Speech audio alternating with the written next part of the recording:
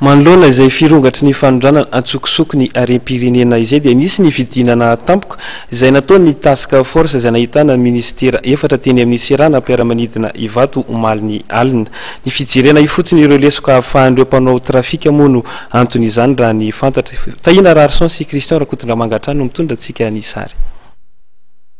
Tany ho any amin'ny valora alina nodina tampoka teny amin'ny serana mpiara-manidina iraisam-pirenena eny Ivato ny ministra efatra izay nahitana ny ministry ny voly sy ny teti-bolo Rakotoarimanana François Maurice Gervais, ny ministry ny filaminam-bahoaka ny contrôleur général de police Blaise Richard, ministry ny tontolo iainana ny écologie Ndranomasina ary ny ala Ralava Bebo Armis, ny secrétaire ampanjakana medidiny gendarmerie-pirenena ny général Paza Didier Gérard.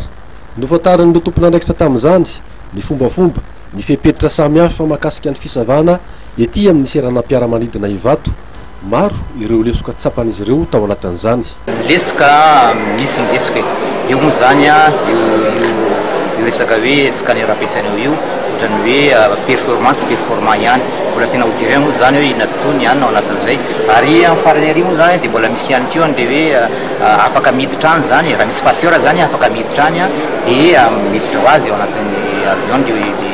zavatra. Ohatran'izay le collaboration zany eo amin'le corps samihafa miasa eto amin'ny aéroport satria io zany ny police, io ny douane, io ny gendarme, io ihany koa ny samada kanefa tsy mbola misy zany tena firaisan'ireo dia tokony izay zany tokony ho apetraka zany mandritra ny fotoana foilo satria ny tena ho atao amin'ity zany dia diligent tena audit izy ity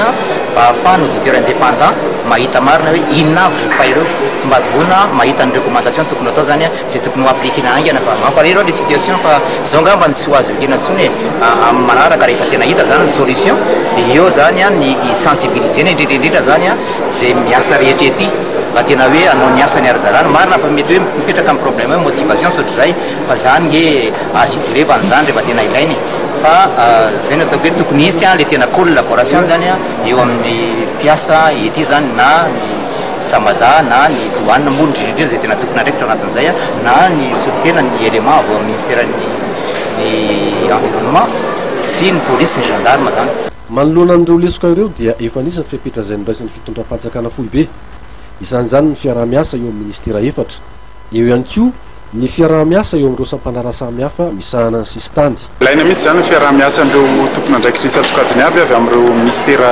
maro ireo na ny avy ao amin'ny douane zany, ny avy ao amin'ny police zany, ny avy ao amin'ny gendarmerie zany ary koa avy ao amin'ny ministera ny tontolo iainana ary tsy ny resaka ressources naturelles ihany no hitantsika moa mivoaka eto fa misy koa ny resaka hoe volamena sy ny vatosoa izay koa zany dia mety ahafahana miara-miasa koa amin'ny ministera mine hijerena hoe ahoana moa fomba fiarahan'ireo olon'ireo mba hananana solotena ety amin'ity aéroport ity mba ahafahana mijery hoe inona ny tokony atao mba hanafoanana an'ilay resaka trafikana ressources naturelles. Isan'ny vahaolana izay kasaina apetraka ihany koa ny fiarah-miasa amin'ireo firenena antsoina hoe pays à risque izany hoe ireo firenena matetika amoahana ny biby arovana avy eto Madagasikara isan'izany ny any Paris, Hong Kong, Bangkok ary Kenya.